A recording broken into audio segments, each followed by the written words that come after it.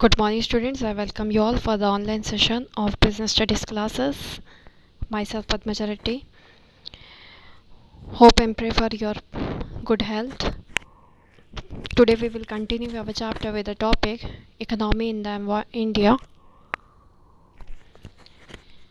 Economy has already been learnt in the subject economics. The per capita national income of the country in an accounting year tells us what is the economic position of the country, and for that we are learning the topic economics.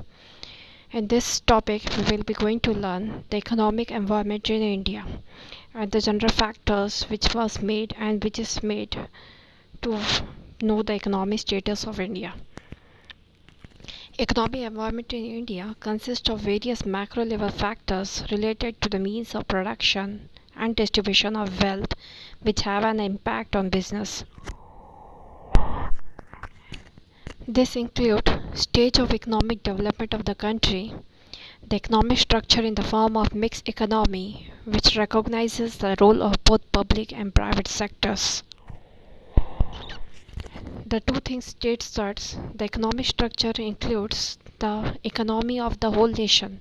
Maybe it is public, maybe it is private, but the whole sector constitute one country, and that country's economy is considered as mixed economy. Economic policies of the government, including industrial, monetary and fiscal policies, also tells the economic status of India. Economic planning, including 5-year plans, annual budgets, and so on. Economic indices like national income, distribution of income, rate and growth of GNP, per capita income, disposable personal income, rate of savings and investments, value of exports and imports, balance of payments, and so on. These all are the topics which are related to economics, and if we are known with these factors, we will be able to know the economic status of our country. Infrastructure factors such as financial institutions, banks, modes of transportation, communication facilities, and so on. These all are the factors, these all are the key concepts which help us to know the economy of our country. Business enterprises in India do realize the importance and impact of the economic environment on their working. Almost all annual company reports presented by their chairpersons devote considerable attention to the general economic environment prevailing in the country and an assessment of its impact on their companies. The economic environment of business in India has been steadily changing, mainly due to the government policies. At the time of independence, the Indian economy was mainly agriculture and rural in character. I think students are very well aware of these concepts, what we are learning now, that economic position of our country before independence and after few years of independence also was totally dependent on agriculture. And basically the people lives in rural area, that is village area. So our basic economy started from rural area and from the job of agriculture. About 70% of the working population was employed in agriculture. About 85% of the population was living in the villages. Production was carried out using irrational low productivity technology. From this line we are clear that time the production was carried out using irrational. The people were not having the fixed idea of growing any crop. Whatever crops they were doing production, they were doing the business, and without any technology that moment. Technology was 0 or 10% that time. People were totally doing the work manually, and they were dependent on the people's manual effort. Communicable diseases were widespread, mortality rates were high. This was no good public health system. These 5 points tells us the economic position of India during the independence or before the independence. This was a problem faced by the people at that moment. And some of the good points were there, that total agriculture economy was the base for the economic development of the nation. In order to solve economic problems of our country, the government took several steps, including control by the state of certain industries, central planning, and reduced importance of the private sector. The main objectives of India's development plans were initiate rapid economic growth to raise the standard of living, reduce unemployment and poverty, The very first thing what the government of India recognized was to solve the economic problems of our country one by one.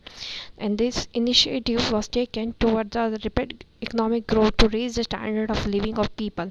As we already learned, the people were living in rural areas. Their main objective was only to earn the living so that to live a life.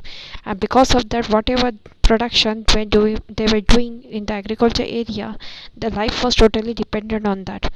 In that living, they forget the standard of living. So economic growth of India's standard of living of people was needed. Reduce unemployment and poverty.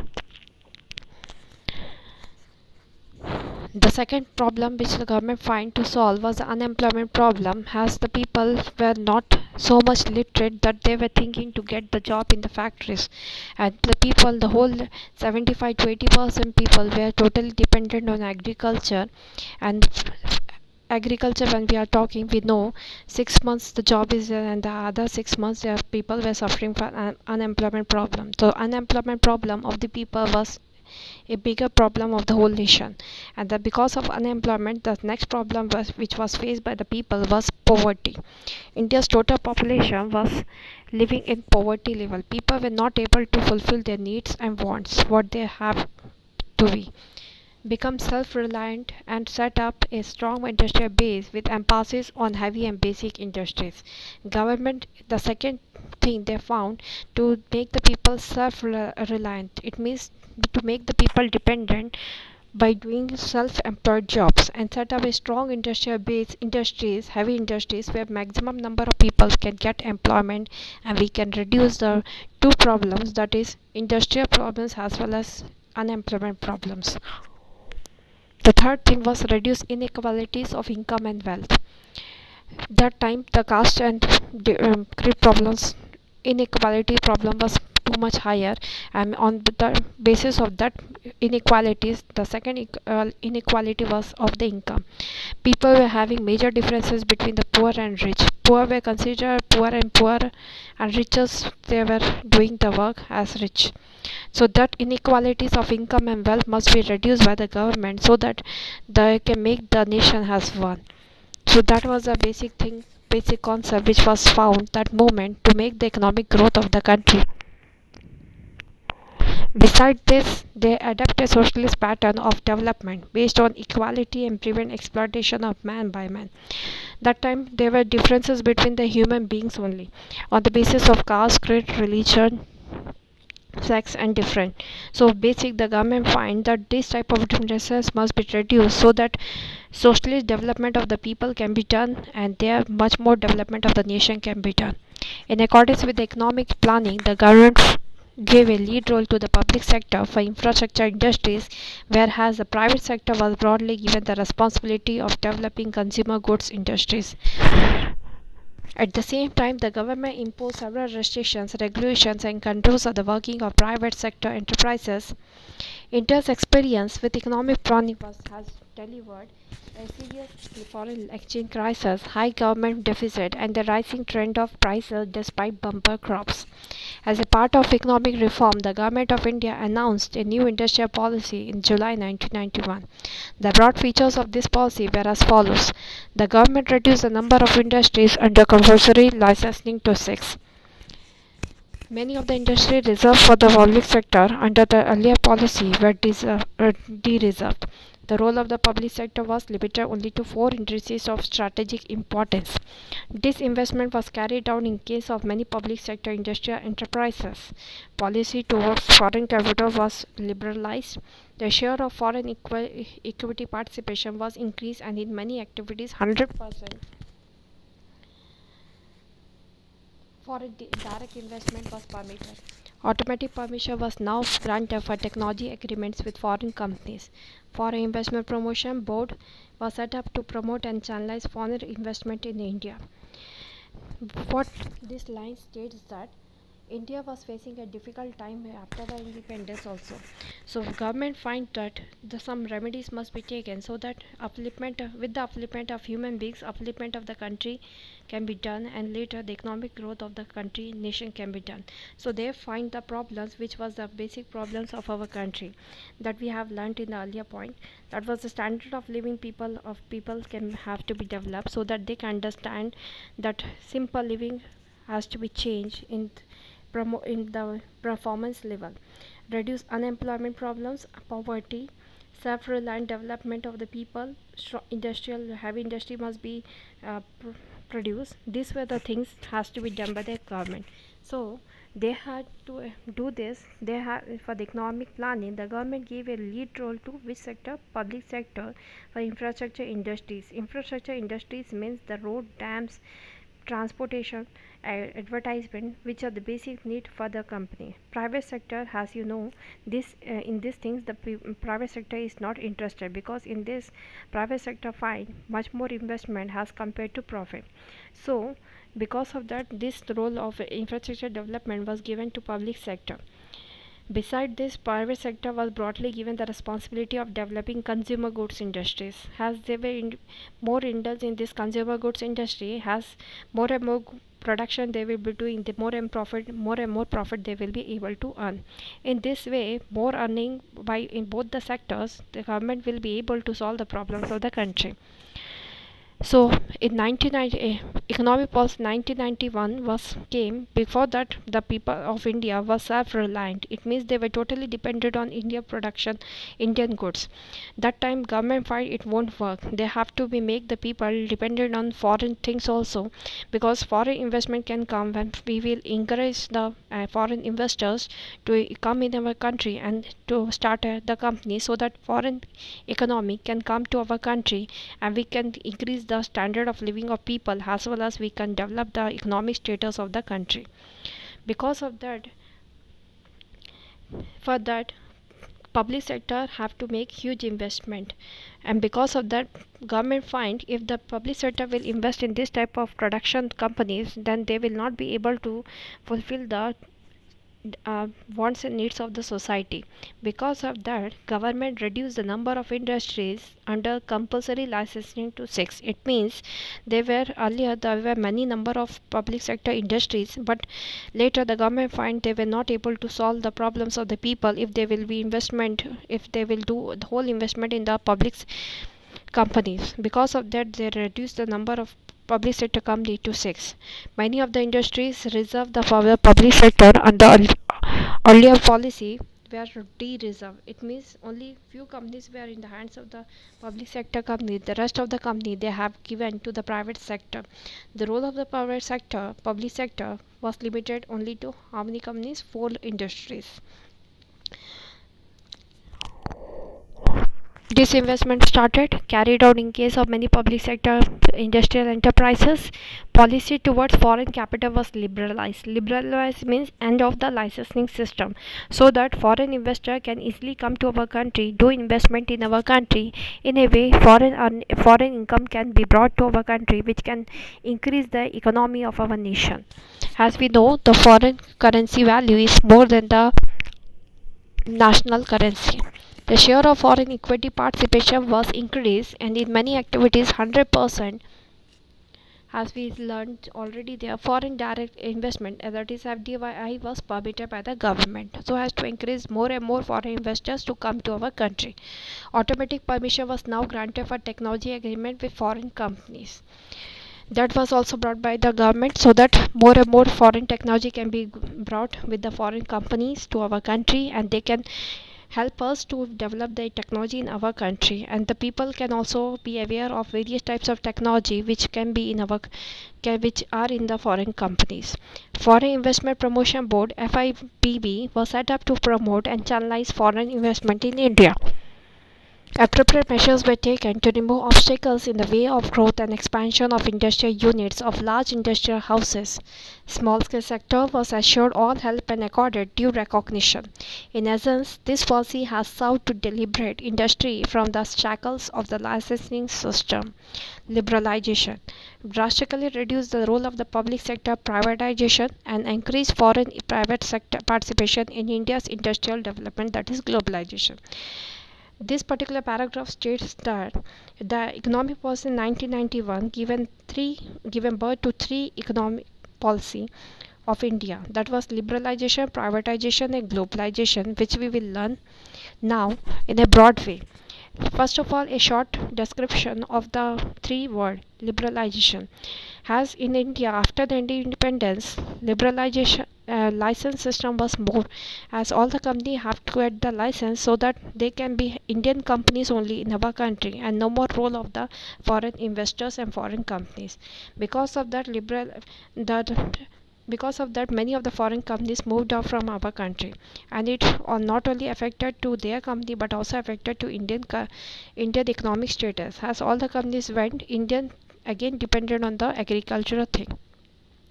And that time farmers were not doing agriculture for business purpose, as I already said. They were doing the agriculture only for earning their livelihood. They were not interested in their development. They were just want to have a simple livings. To move that and to encourage much more investors in our country, end of license system was done. That was a liberalization. It drastically reduced the role of public sector, as we have learned. As private, there are two sectors, public sector and private sector. Public sector, the main objective is to make the welfare of the society. Private sector, the main objective is to earn more and more profit. That time our economy was zero, and to make the economic structure to be uplifted, the government find if the public sector will be working, they will be doing only the welfare of the society.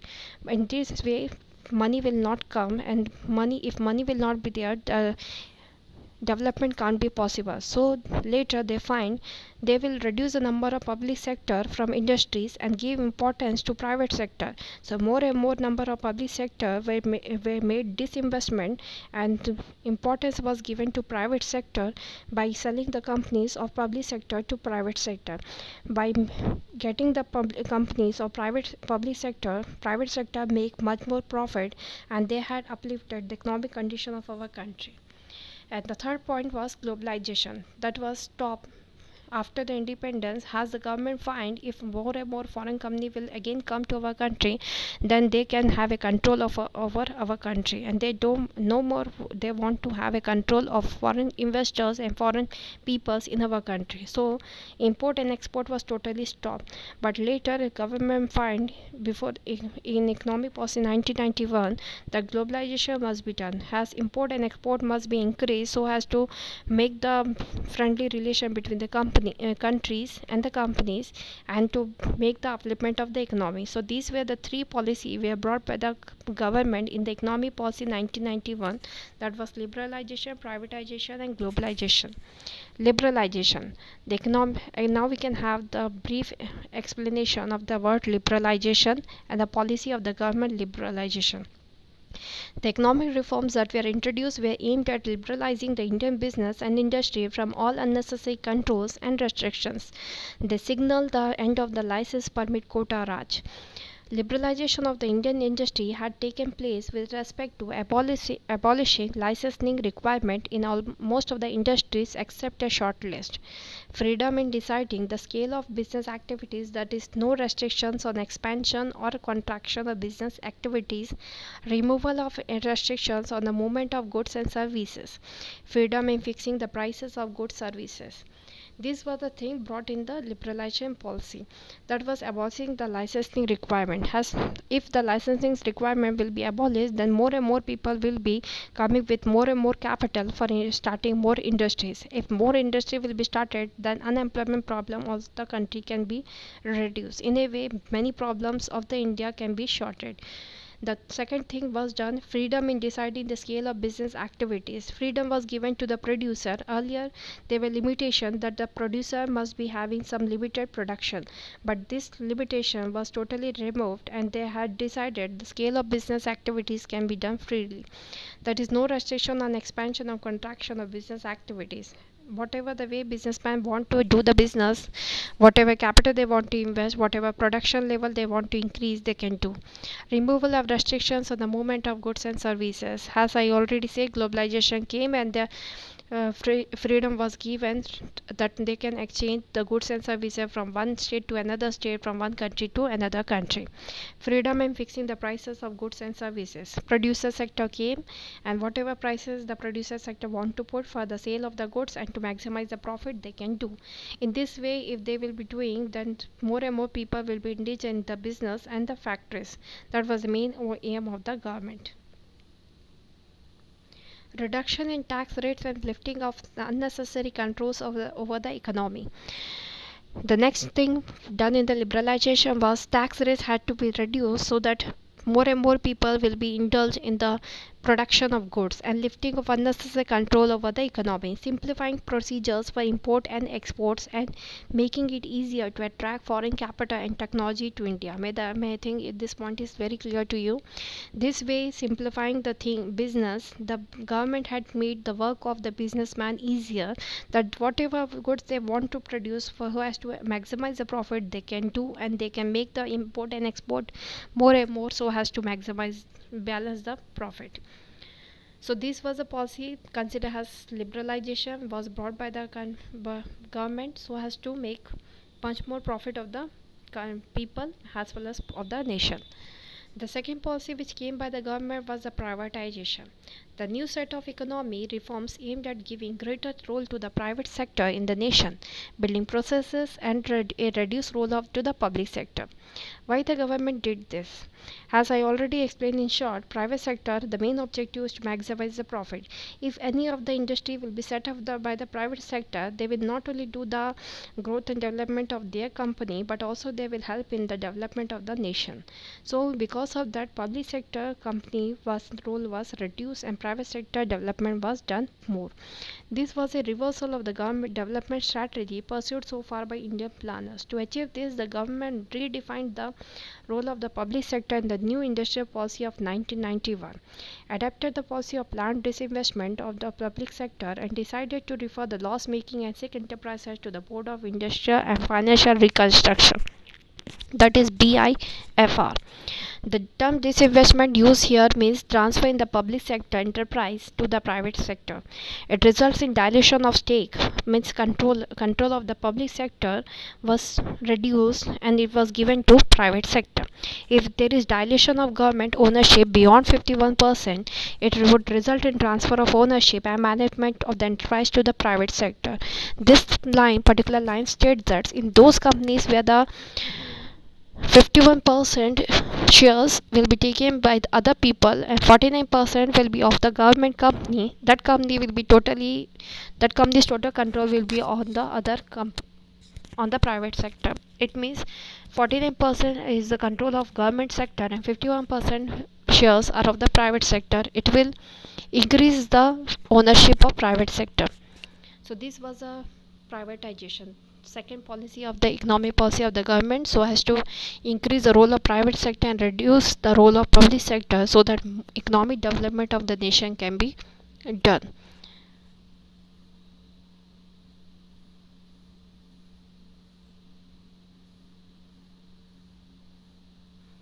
The next topic, globalization, we will continue in the next class with a few examples. Thank you.